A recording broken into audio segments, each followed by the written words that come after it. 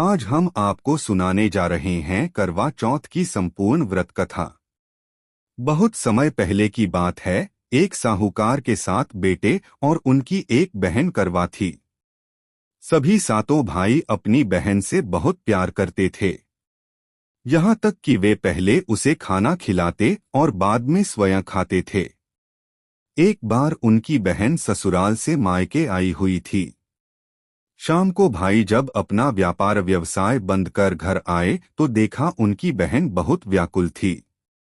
सभी भाई खाना खाने बैठे और अपनी बहन से भी खाने का आग्रह करने लगे, लेकिन बहन ने बताया कि उसका आज करवा चौथ का निर्जल व्रत है और वह खाना सिर्फ चंद्रमा को देखकर उसे अर्घ्य देकर ही खा सकती है।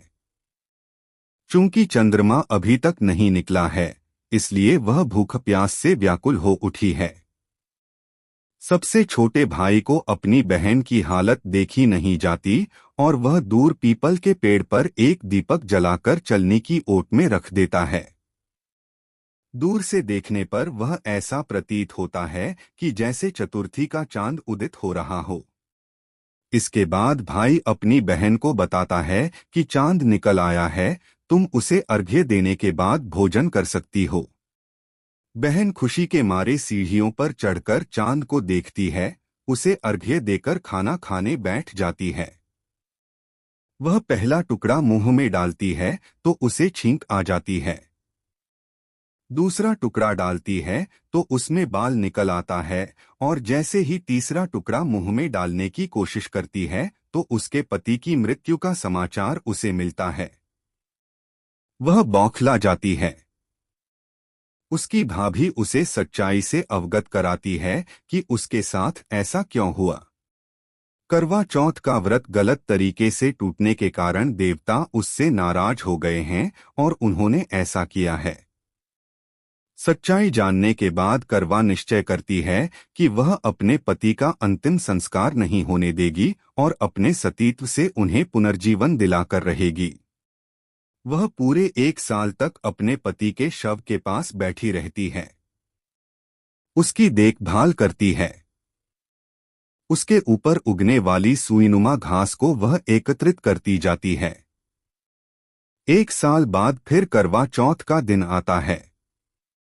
उसकी सभी भाभियां करवा चौथ का व्रत रखती हैं।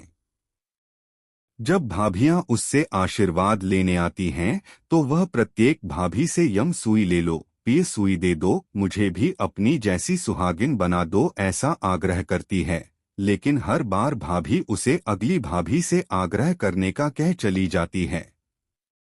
इस प्रकार जब छठे नंबर की भाभी आती है तो करवा उससे भी यही बात दोहराती है।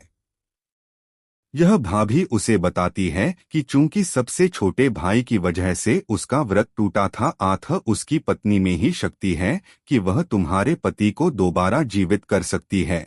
इसलिए जब वह आए तो तुम उसे पकड़ लेना और जब तक वह तुम्हारे पति को जिंदा न कर दे उसे नहीं छोड़ना।